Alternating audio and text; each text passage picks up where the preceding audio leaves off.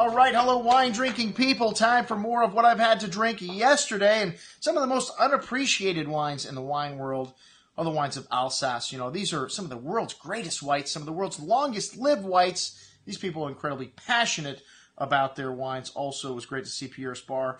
And this is the 9th generation of this family-owned winery in Alsace. And these wines, very good. We just had all the entry-level wines. You know, they only have Grand Cru and Village wines in Alsace. There is no such thing as Premier Cru, which is interesting.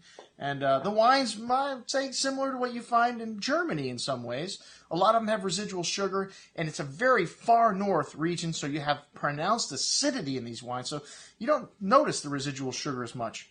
But very nicely balanced wine. These wines all politically correct in terms of their varietals, and also squeaky clean. We started out with the Cremant d'Alsace, which Cremant d'Alsace is made the same way that Champagne is, the method Champenoise, and this is 100% Pinot Noir, all first pressing juice, 1 to 2% residual sugar in this wine. It sees 18 months on the lees. By law, it's only 12 months, so a little shorter time than Champagne, but these guys, you know, like most non-vintage cuvées, 18 months, and it's 2010 vintage juice, and there is some kind of Pierre Sparr code on the bottle where you could tell that, but I like to see disgorgement dates on any sparkling wine. That's the way you know, our wine-drinking people, just how fresh the wine is. This wine's got a pretty nose of strawberries, raspberry fruit on the tongue, very clean and refreshing with pretty floral notes, a smooth, creamy mousse, a great little value, $22.50. We'll have this one in the store over the holidays. We love sparkling wine here at the Wine Watch. Pierre Sparr Pinot Blanc. And all these wines are done under nitrogen during fermentation to keep them fresh. This is a blend of Pinot Auxerrois and Pinot Blanc. By law, you're allowed to blend those two grapes together and still call it Pinot Blanc, since they're both Pinots.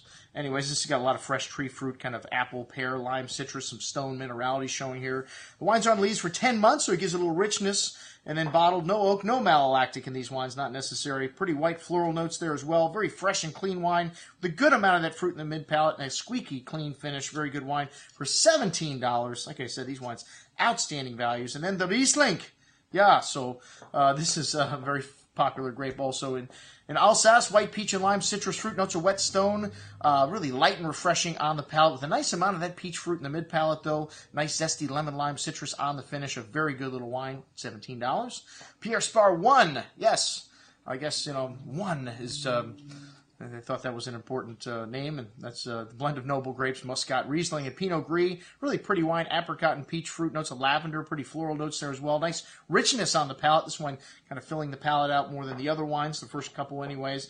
And notes of mineral, nice sweet tart kind of quality to the finish. A very good little wine at $15.75. The Pinot Gris up next. This is my favorite of all those, the best Pinot Gris in the world, I think, you find in Alsace. This wine had quince, ripe pear, peach fruit, 1.3% residual sugar, so just a little bit of residual in there. Very fresh and clean bouquet, pretty white flowers, and notes of stone-like minerality. This wine's got a lovely richness on the tongue, kind of creamy texture, and a hint of sweetness, but balanced out by pronounced acidity here. Excellent juice at $18. And then Gewürztraminer, the spicy grape. This wine's got a lovely lychee nut, peach, and pretty floral kind of lavender, rose petal notes. Really exotic, a hint of white pepper spice there also. Really pretty wine on the tongue, really mouth-filling, just lovely texture here, slightly oily. It finishes with a hint of sweetness, 1.8 grams, quite a bit less than you find in most Gewürztraminers from Alsace, but plenty of acidity to balance this out, and a nice hint of spice on the finish at $18.